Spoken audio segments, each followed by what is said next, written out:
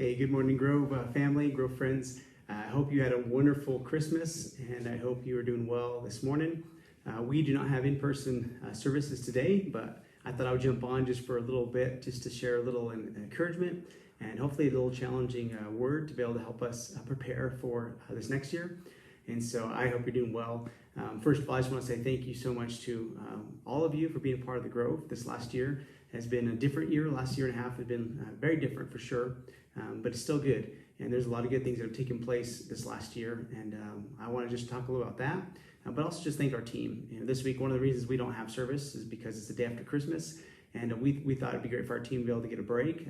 They work so hard, come in early on Sundays, throughout the week they're preparing. And I'm just so grateful for our media team, for those that are producing the services online, for those that are serving the G Kids with the kids ministries, for the worship team, for the hospitality, those that are serving outside in the halls and greeting people. I just want to say thank you so much for being a part of the Grove. Thanks for your faithfulness, and I hope you're enjoying your time today and enjoying time just to rest and sleep in and take a break. And so just thank you. As we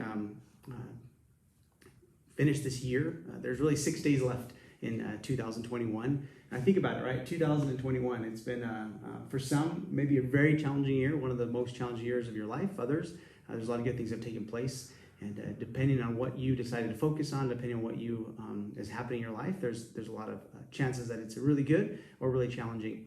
And no matter what, whether it's good or bad, we can always learn from it. They say that experience is the best teacher, and I always say that's wrong. It's not experience. It's actually evaluated experience, which is the best teacher. And if you don't evaluate that experience, the tendency is you repeat it. So imagine if you're trying to learn a sport like golf, right? And you get out there and you're hitting the ball and you keep hitting it, but you don't stop long enough to ask somebody who knows what they're doing how to do it. You might be hitting wrong forever and never change that. And so if you don't have some kind of some kind of evaluation of what you're doing, you potentially could keep doing what you're doing and lead you in the wrong direction and even cause even more issues in your life. And so what I say is evaluate experience is the best teacher. So what would it look like as we end our year with 6 days left? Maybe take a moment to evaluate exactly what we went through. Take a moment to look back and see what took place so that as we go into the next year, maybe we could be more prepared to apply the things that we've learned and not repeat things. I think a lot of people get stuck in patterns and cycles. And the reason they're there is because they don't stop long enough to ask the question, why exactly am I choosing what I'm choosing? Why am I doing what I'm doing? And they don't stop long enough to ask that question. And I think it's important for us to do that. Because it's important that we reflect and look back so that we know where to go in the future. There's an interesting story in the Old Testament, Joshua, in the book of Joshua. And what happens is God is trying to lead the people out of slavery, Egypt, into the promised land. But because of their hard hearts and because of them not trusting God, they end up circling in the wilderness for 40 years before they're allowed to go into the promised land. And essentially, the older generation has to die off because they weren't willing to trust God to lead them into the promised land. And so God raised up a new leader named Joshua who's going to lead them finally into the promised land after 40 years. And God's going to prepare them to go in. And he does a very similar miracle that he did when they were leaving Egypt before they go to the promised land. What I mean by that is he divides the Red Sea for them leaving Egypt, and then before they go into the promised land, he's going to divide the Jordan River, and he's going to do a miracle that's going to be similar to it, but this time he wants them to stop and do something a little differently. Now I want to read for you this passage because it's important, because God, I think, is trying to help us see something maybe in our own lives that if we're not careful, we can actually miss.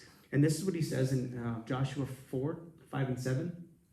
So as he does this miracle of stopping the Jordan, they're going to pass through the river, kind of like they did leaving Egypt. But this time they're going to the promised land. He says, each of you is to take a stone on his shoulder according to the number of tribes of the Israelites to serve as a sign among you. In the future, when your children ask you, what do these stones mean? So God instructs Joshua to tell 12 guys to go back into the river before the miracle's over and to collect these 12 stones. And he's going to do this as a sign, right? They're going to do something with it. And he says, when your kids ask, what exactly is this about? Tell them that the flow of the Jordan was cut off before the Ark of the Covenant of the Lord. When it crossed the Jordan, the waters of the Jordan were cut off. These stones are to be a memorial to the people of Israel forever. And he says, so when your kids ask you it, you're going to tell them about the miracle, and you're going to tell them about their history, and you're going to remind them of when you don't trust God, and when you do your own thing, you end up wandering in circles. But when you do trust God, he does some incredible things for us. He shows up and he helps us. And so essentially he's saying when you do these things, when you reevaluate, when you look back, there's going to be these moments where you look back at these stories. You're going to look back at different things that took place. Maybe some things that are laying around the house, things that you did, maybe some posts. One of the things I think is helpful, if you want to remember the year, my wife, she asked this great question of our kids last week, like what was your best experience this last year? And all of us that sitting at dinner, we began to think about those experiences and talk about them. And one kid said this, and then the other was, oh yeah, I remember that. And then what about this? And we began to talk about these different stories. But talk stories. Ask people about the year. Ask people about what impact the year had on them. What are their favorite moments? What are their hardest moments? If you have social media, you can go back through your social media and begin to look through those stories of what took place. With technology, one of the great things about technology is it can be a good tool that helps us. You can go back through your text messages with some friends, specifically those that you're maybe closest to, and look through the year and just see what were we talking about, what was going on. And sometimes those things will be reminders, right? And you see those things. You can look at new things. For us, my family, we've got a home this year. And so that was an incredible blessing for us, right? So we look at that house. And in fact, this whole year, I've been kind of looking back saying, man, God, you provided something we've been praying for years for you to do. And now that you did that, we're so grateful. And it's a reminder, right? So for us, we see the reminders around us. But it's to look back and look at the year and really reflect and say, what exactly has God done in our lives? Because here's the thing. If you don't know where you are, you will not know the next step. So if you don't know exactly where you are currently, right, with your life, maybe the different areas of our life, like our health, our finances, our relationships, our spiritual walk with God, where are you in this? And so if you're looking at a map, right, if you can't locate where you are, you won't know how to get to the next place, right? And if you called somebody and said, I'm lost, they would say, well, where are you? And if you said, I don't know, they would say, well, I don't know how to help you. Until you can identify where you are, we won't know exactly what the next steps are. Are you supposed to walk to the next place? Is it close enough to walk? Is it far enough where you have to drive, or maybe take a boat because there's water, or maybe you have to fly because it's so far? Where exactly are you? And then what is the next step for you to do to get to that destination? If you don't know where you are, sometimes looking at the people around you, asking yourself, the people that I'm closest to, do they know where they're going? Are they challenging in the sense that they challenge me to be a better person? Are they positive or are they negative? If you want to know where you are, just look at the people that you keep company with. And that will begin to show you where you are on this journey. Look at your bank account, right? Look at your credit card statements. Financially, where are you? Your retirement. Look at the different aspects of your life and begin to evaluate. How far did I come this year when it came to the finances? How far did I come when it came to my marriage, when it came to my work in the workplace? Did I improve? Did I take classes? Did I learn something new? And be asked that question. If you did, then great. So what can you do with those things you learn, and what's next? If you didn't, maybe the question is, okay, why didn't I? And maybe this next year, that's some of the things I should begin to try to do so I can move forward with our life, with my life into a better direction. There's a prophet Isaiah, and Isaiah is always trying to help the people of Israel to know what God is trying to speak to them in the moments. And a lot of the things he spoke to them is actually very helpful for us. There's a passage in Isaiah where he's talking for God, on God's behalf to the people. And he says this is what he says God says in Isaiah 48. He says, first of all starts, this is what the Lord says, your Redeemer, the Holy One of Israel. He says, I am the Lord your God who teaches you what is best for you, who directs you in the way you should go. So I'm Lord your God, and I'm going to teach you what is best for you.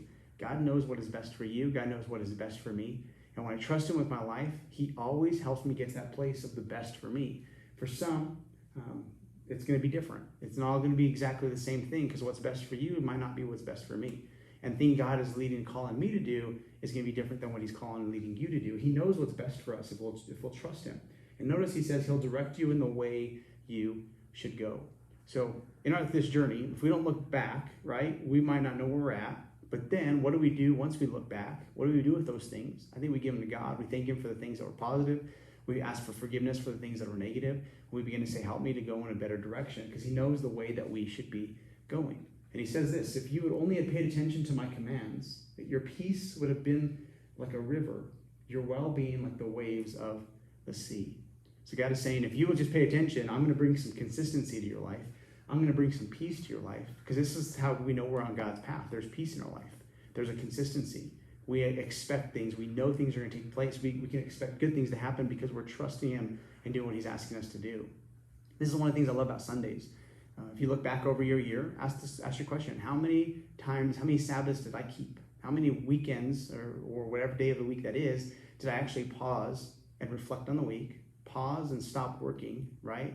And let that be a day of rest. Let it be a day of worship. Let it be a day that I recognize God as God. And my value is not from what I produce, but it's from the fact that I'm just made in his image. So how many weeks did you maybe attend church? Did you plug in? Did you get in a small group? And if it's not a lot, I can guarantee that your impact, the impact God has in your life, won't be a lot either.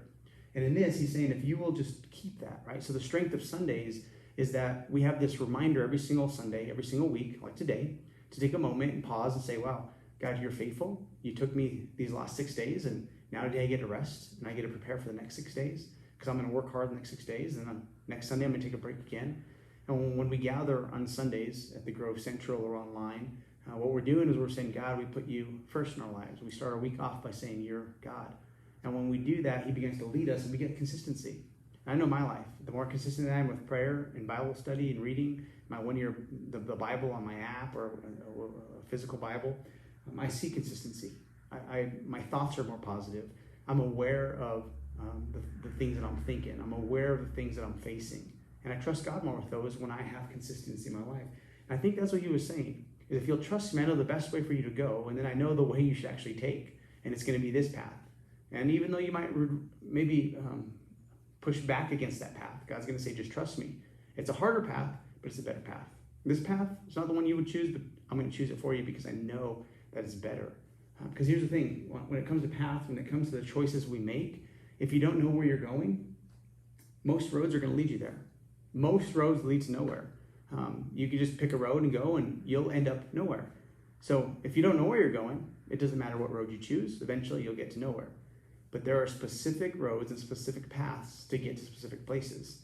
And in our life, we have to begin to ask God, what is that path that's going to get me to better health, better relationships, a better relationship with you, God, better finances, right? Better relationships in the workplace, being better in my job, in my vocation. What are those things that God wants us to do?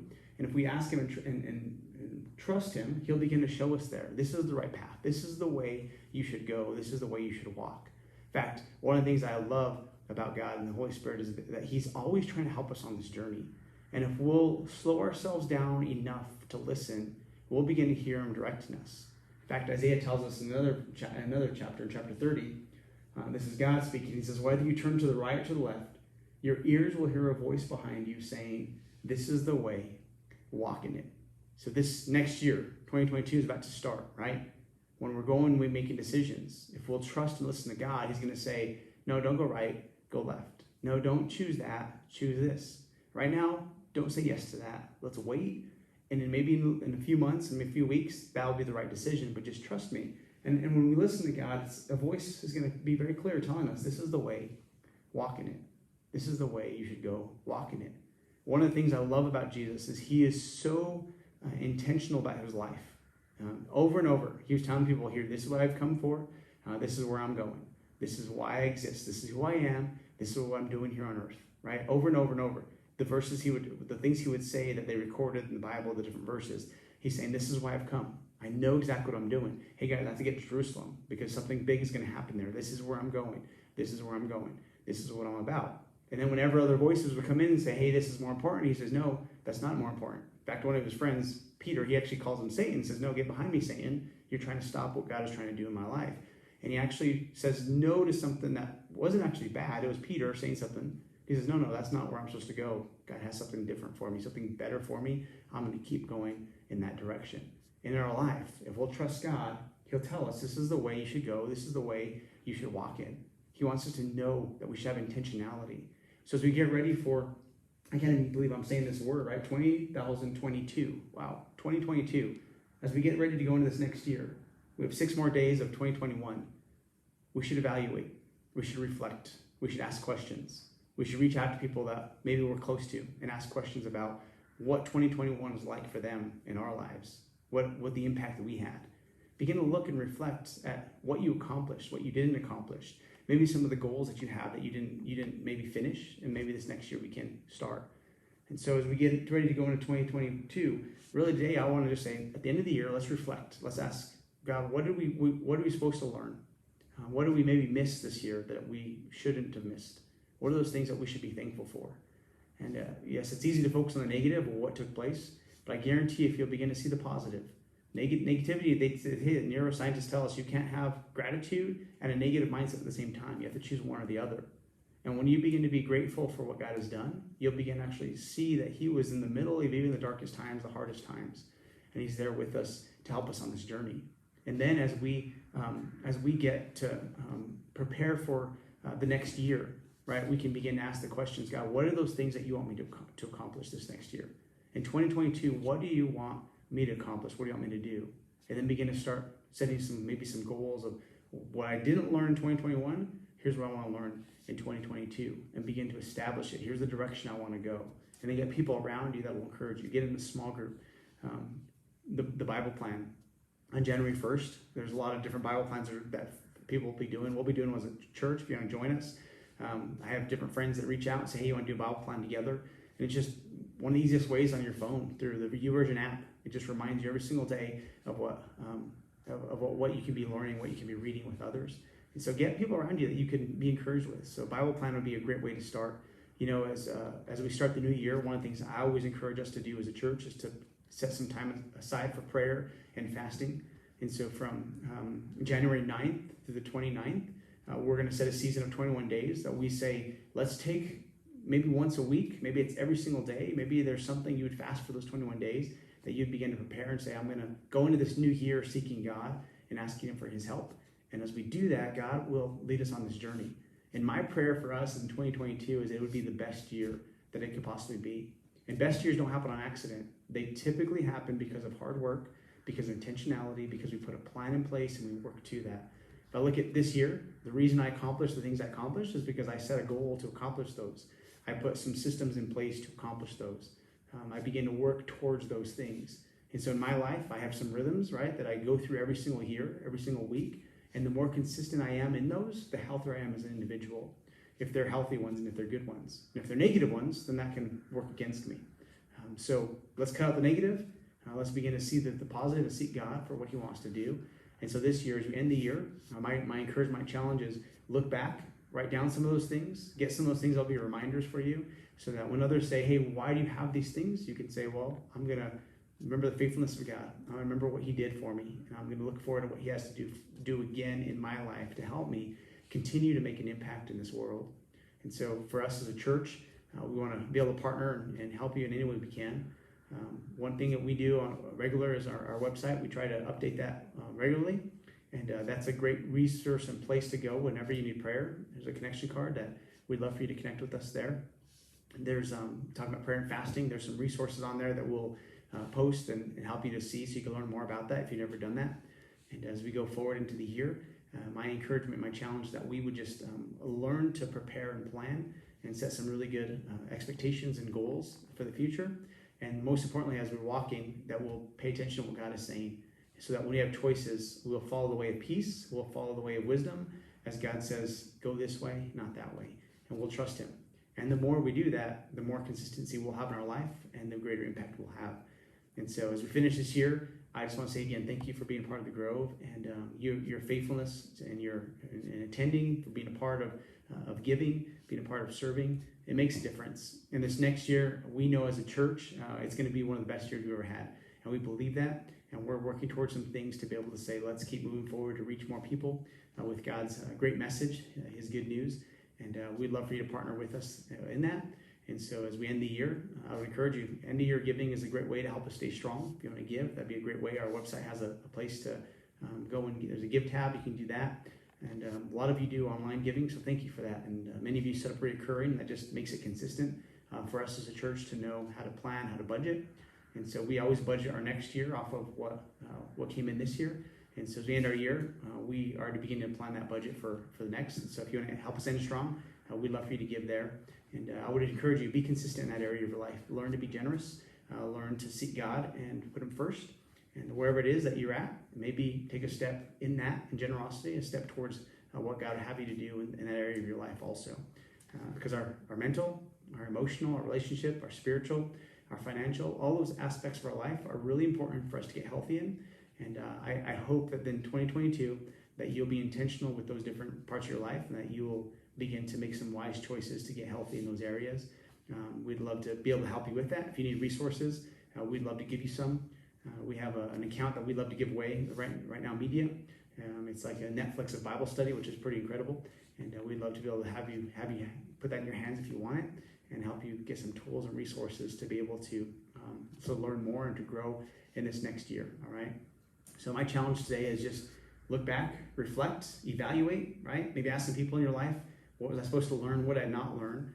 That way, in 2022, you can begin to make the changes you need to make, so you can become everything God wants you to become. Remember, God knows what's best for you, and He knows the path that you should take. And so learn to seek Him on a regular basis. Learn to be consistent in putting Him first in every area of your life. And I promise, if you do that, 2022 will be an incredible one. In fact, I would say this, in 2022, would you just give us a year of your life? Like, go all in. Say yes to all the things that we're saying. Get in a small group. Get consistent in your Bible study and prayer. Come on Sundays consistently. Get plugged in. Serve. Give towards the things that we put in front of you. And when you go all in, then at the end of 2022, you can look back, and I promise you'll say, wow, I was consistent in this area, and here is the outcome. Here are the results from being consistent with my life. And my prayer is that we would get a lot of healthy people around us so that we can become healthier, and so we can help our city and our country and our world become healthier and to know Christ and His plans for them also. And so thanks for tuning in today. I just want to take a moment just to encourage you and challenge you. And more than anything, just say, make sure you don't miss the lessons that we're supposed to learn in 2021, because it's one of the worst things is to repeat year after year the same patterns and habits. And so my hope is we'll have a pattern disruption and begin to insert some new thoughts, some new ideas, so we can have some better ways of thinking and growing and learning. And so our prayer is for you to succeed. Our prayer is for you to go into this next year ready to make some great changes and to make an amazing impact in your world and your family. And I just want to say thanks for being part of the Grove. We love you, and we're praying for you, and we believe this next year is going to be a great one. And so you guys have a great rest of your Sunday and this week, end of 2021. We hope it's a good one. Enjoy. Have a happy New Year, and we'll see you on January 2nd for our next service. If you haven't water baptized, we're going to have a water baptism next Sunday, and so we'd love for you to be part of that, and let us know by signing up online for that water baptism. All right. God bless you guys. Have a great